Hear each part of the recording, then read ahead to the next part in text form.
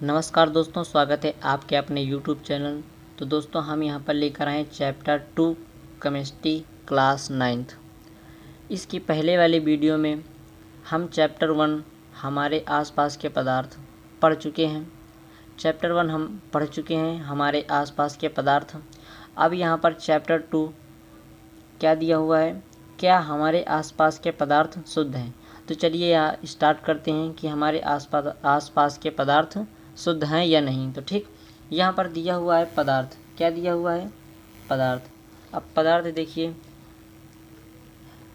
पदार्थ एक प्रकार का द्रव्य है जो कि भौतिक प्रक्रमों द्वारा अन्य प्रकार के द्रव्य में पृथक नहीं किया जा सकता है।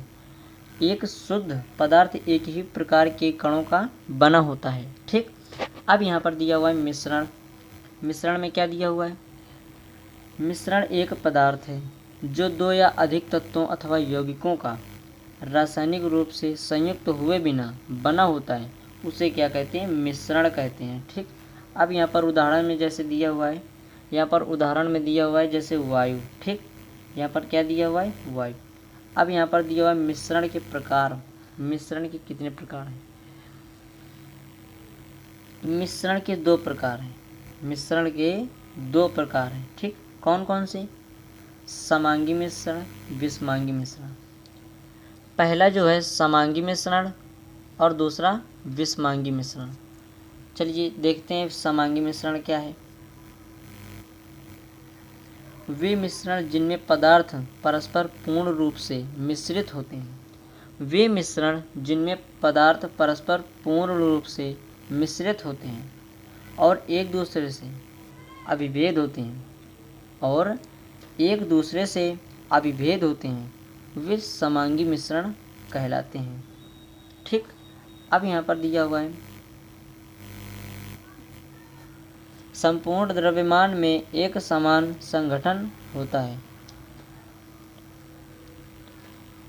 संपूर्ण द्रव्यमान में एक समान संगठन होता है। ठीक, अब यहाँ पर दिया हुआ है, उदाहरण में दिया हुआ है जैसा कि जल में शर्करा और चीनी, मतलब शर्करा है उसे चीनी भी बोलते हैं। ठीक, जल में शर्करा का विलयन समांगी मिश्रण है। जल में चीनी मिलाएंगे तो समांगी मिश्रण कहलाता है। ठीक, अब यहाँ पर दिया हुआ है विषमांगी मिश्रण। वे मिश्रण जिनमें पदार्थ पृथक रहते हैं। वे मिश्रण जिनमें पदार्थ पृथक रहते हैं और एक पदार्थ छोटे कणों, छोटी छोटी बूंदों अथवा बुलबुले के रूप में दूसरे पदार्थ में हर जगह फैला रहता है, विषमांगी मिश्रण कहलाता है। ठीक, या कहलाते हैं।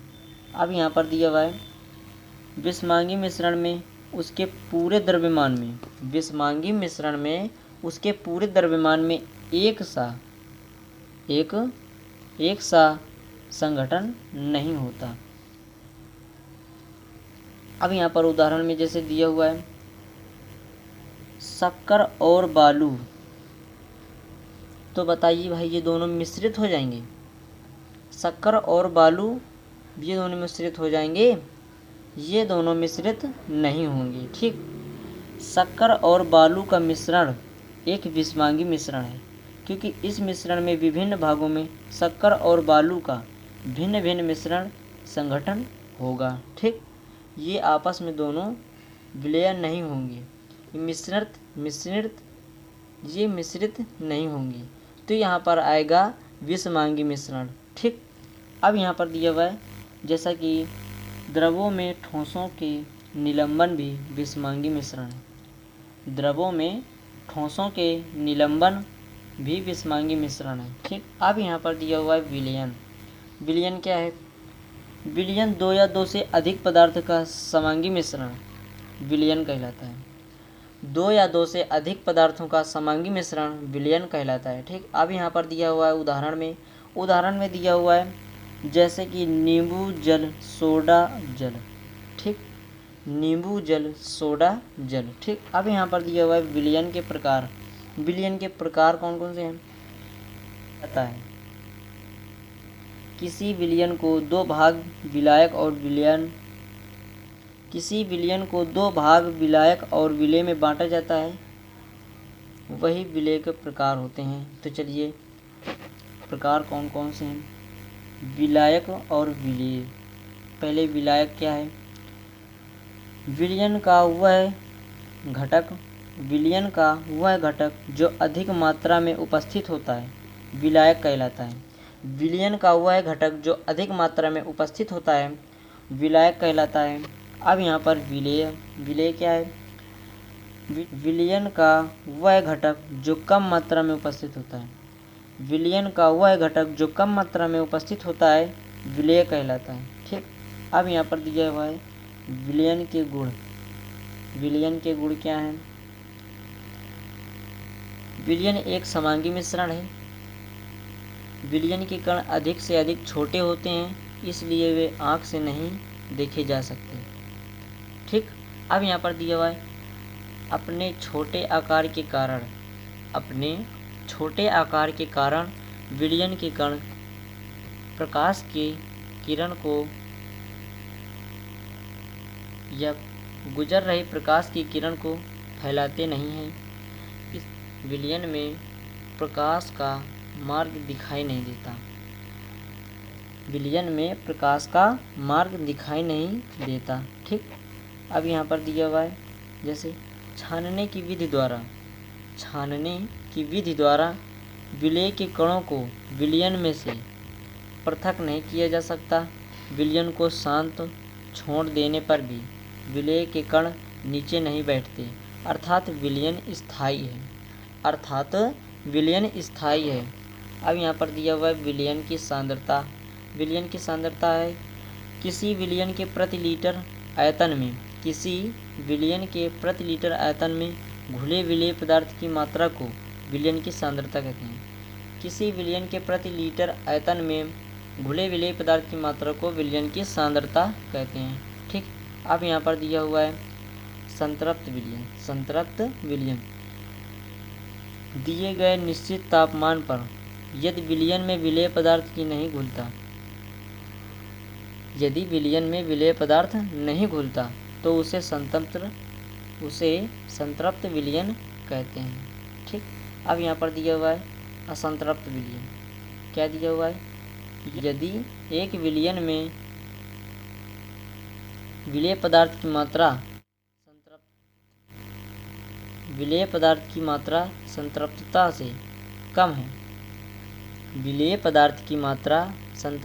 से कम है तो इसे संतृप्त विलयन कहा जाता है। ठीक। अब यहाँ दिया हुआ है अति संतृप्त विलयन।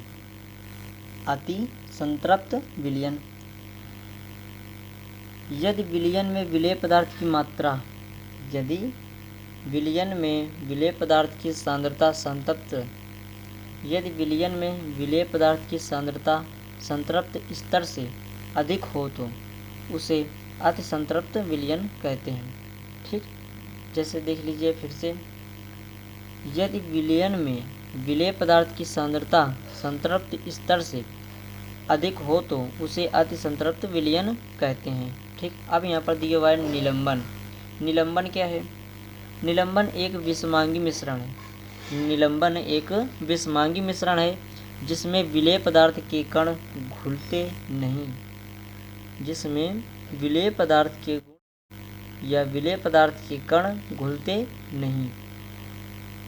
अपितु माध्यम की समष्टि में निलंबित रहते हैं। ये निलंबित कण आँखों से देखे जा सकते हैं। जैसे देख लीजिए आटा जल का मिश्रण, बालू जल का मिश्रण, इसे हम देख सकते हैं। ठीक। निलंबन के गुणधर्म क्या है? यह एक विषमांगी मिश्रण है। देखिए ये कण आँखों से देखे जा सकते हैं। ये निलंबित कण प्रकाश की किरण को फैला देते हैं।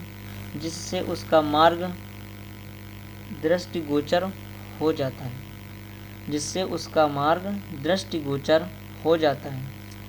जब इसे शांत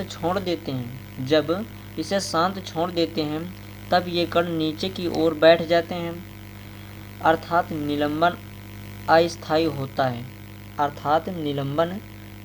होता है। छानन विधि द्वारा इन कणों को मिश्रण से पृथक किया जा सकता है। ठीक, अब यहाँ पर दिया हुआ है कोलाइड क्या है?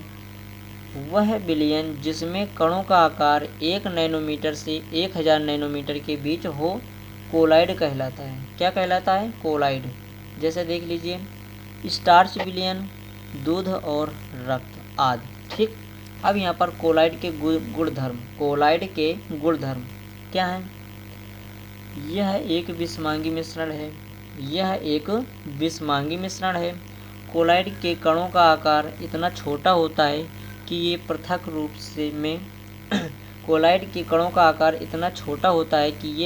रूप में आँखों से नहीं देखे जा सकते। जब इनको शांत छोड़ दिया जाता है तब ये कण तल पर बैठते हैं, अर्थात ये स्थायी होते हैं। क्या होते हैं? स्थायी होते हैं। और यहाँ पर दिया हुआ है ये छानन विधि द्वारा मिश्रण से पृथक नहीं किए जा सकते। किंतु एक विशेष विधि अपकेंद्रीकरण तकनीक द्वारा पृथक किए जा सकते हैं। क्या किए जाते हैं? पृथक किए जा सकते हैं। ठीक, और यहाँ पर दिया हुआ है ये इतने बड़े होते हैं कि प्रकाश की किरण को फैलाते हैं तथा उसके मार्ग का दृश्य बनाते हैं। अब यहाँ पर दिया हुआ टिंडल प्रभाव। क्या दिया हुआ है? टिंडल प्रभाव कोलाइडी कणों द्वारा प्रकाश की किरणों का फैलना टिंडल प्रभाव कहलाता है।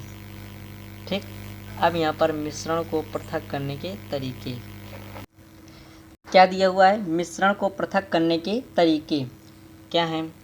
वाष्पीकरण। पहला पॉइंट वाष्पीकरण। यहाँ पर दिया हुआ है मूल उद्देश्य। मिश्रण के दो पदार्थों में से एक पदार्थ का वाष्पीकरण होना, जैसे एक पदार्थ का क्वथनांक दूसरे से कम होता है, वाष्पीकरण कहलाता है। ठीक, अब यहाँ पर दिया हुआ है अपकेंद्रीकरण। यहाँ पर मूल उद्देश्य क्या है? कणों या पदार्थों के घनत्व के कारण पृथक्करण। जब किसी पदार्थ को तेजी से घुमाया जाता है तो भारी कण नीचे की तरफ दबाव डालते हैं। तब भारी कण जो होते हैं वो नीचे की तरफ दबाव डालते हैं तथा हल्के कण ऊपर चले जाते हैं। ठीक, अब यहाँ पर दिया हुआ है पृथक्करण कीप। यहाँ पर मूल उद्देश्य दो अघुलनशील द्रव्य जो दोनों एक साथ नहीं घुल सकते, तो दो अघुलनशील द्रव्य को आसानी से पृथक्करण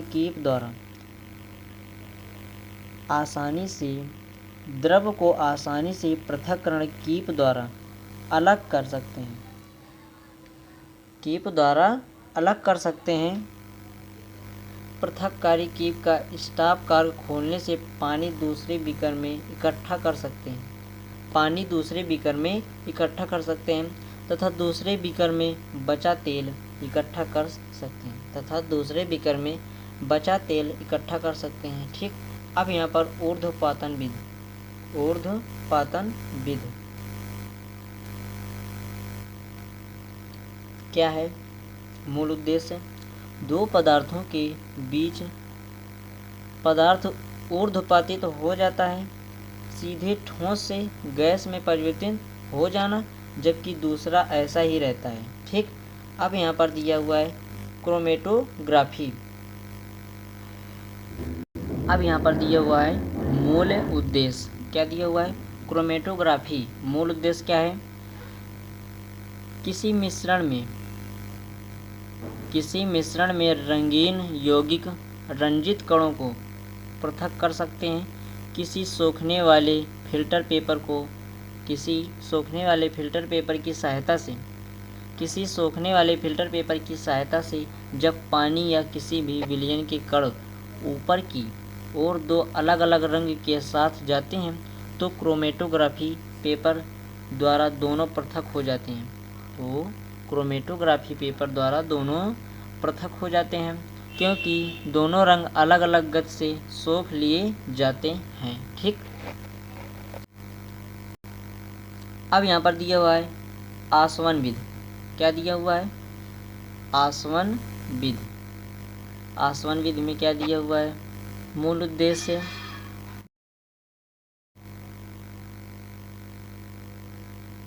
दो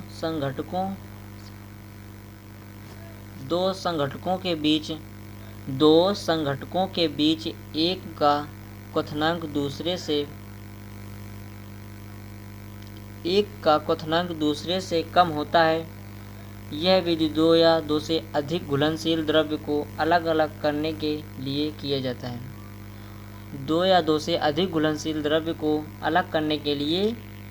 है।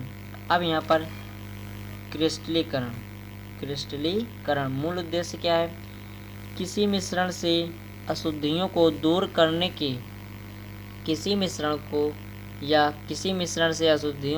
करने के लिए पहले किसी उपयुक्त विलयन में घोलना क्रिस्टलीकरण द्वारा एक संघटक को पृथक करना। अब यहाँ पर दिया हुआ है भौतिक परिवर्तन। वह परिवर्तन जिसमें पदार्थ की अवस्थाओं का अंत रूपांतरण तो होता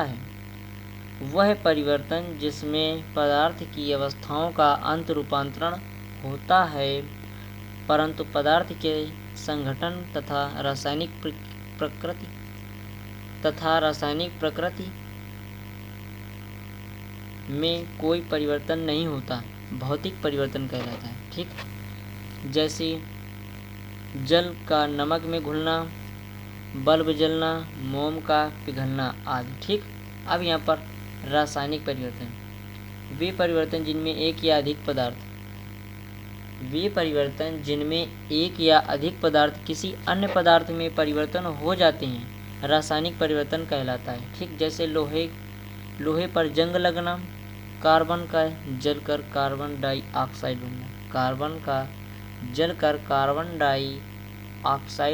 बनना। ठीक, अब यहाँ पर दिए हुआ है तत्व क्या है? पदार्थ का वह मूल रूप जिसे रासायनिक अभिक्रिया द्वारा अन्य सरल पदार्थों में विभाजित नहीं किया जा सकता, तत्व कहलाता है। ठीक, क्या तत्व कहलाता है? जैसा कि दिया है सोडियम, तांबा, लोहा आदि। अब यहाँ पर दिया हुआ है तत्वों का वर्गीकरण। तत्वों को धातु, अधातु तथा उपधातुओं में वर्गीकृत किया जाता है। ठीक, अब यहाँ पर दिया हुआ है धातु। वे तत्व जो सामान्य अभिक्रियाओं में अपने परमाणुओं से एक अथवा अधिक इलेक्ट्रॉन का त्याग करते हैं, धातु कहलाते हैं। ठीक, जैसे तांबा, लोहा, चांदी आदि। ठीक, अब यहाँ पर अधातु क्या है? वे तत्व जो सामान्य अभिक्रियाओं में दूसरे तत्वों के परमाणुओं से इलेक्ट्रॉन ग्रहण करते हैं, अधातु कहलाते हैं। ठीक, जैसा कि ऑक्सीजन, क्लोरीन, आयोडीन, ब्रोमीन आदि। ठीक, अब यहाँ पर दिया हुआ है उपधातु क्या है? कुछ तत्व धातु के बीच के गुणों को दर्शाते हैं। कुछ तत्व धातु और अधातु के बीच के गुणों को दर्शाते हैं। जिन्हें उपधातु कहते हैं, जैसे कि बोरान, सिलिकॉन, यहाँ पर सिलिकॉन है, ठीक, और जर्मेनियम आदि, ठीक। अब यहाँ पर यौगिक। यौगिक क्या है? वह पदार्थ जो दो या दो से अधिक तत्वों के नियत अनुपात में रासायनिक तौर पर संयोजन से बनता है, यौगिक कहलाता है, ठीक। अब यहाँ पर दिया हुआ है जैसे चीनी, नमक, जल। चीनी, नमक, जल। अब यहाँ पर दिया हुआ है मिश्रण तथा यौगिक में अंतर। मिश्रण तथा यौगिक में अंतर। पहले तो मिश्रण देख लें। तत्व या यौगिक केवल मिश्रण बनाने के लिए मिलते हैं। तत्व या यौगिक केवल मिश्रण बनाने के लिए मिलते हैं। कोई नया पदार्थ नहीं बनता, ठीक। कोई नया पदार्थ नहीं बनता। किसी नए पदार्थ का निर्माण नहीं करते। किसी नए पदार्थ का निर्माण नहीं करते। या और यहाँ पर दिया हुआ है संघटन परिवर्तनीय होता है। संघटन परिवर्तनीय होता है। मिश्रण में उपस्थित घटक अपने गुण धर्मों को दर्शाते हैं। मिश्रण में उपस्थित घटक अपने गुण धर्मों को दर्शाते हैं, ठीक। अब यहाँ पर दिया हुआ है घटकों को भौतिक विधियों द्वारा सुगमता से पृथक किया जा सकता है। घटकों को भौतिक विधियों द्वारा सुगमता से पृथक किया जा सकता है। अब यहाँ पर दिया हुआ है यौगिक। एक पदार्थ क्रिया करके नए पदार्थ का यौगिक। एक पदार्थ क्रिया करके नए पदार्थ का निर्माण करते हैं। और यहाँ पर दिया हुआ है नए पदार्थ का संगठन सदैव स्थायी होता है। नए पदार्थ का संगठन सदैव स्थायी होता है।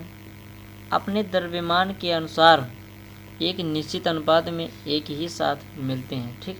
अब अगला दिया हुआ है नए पदार्थ के गुण धर्म पूरी तरह भिन्न होते हैं, ठीक।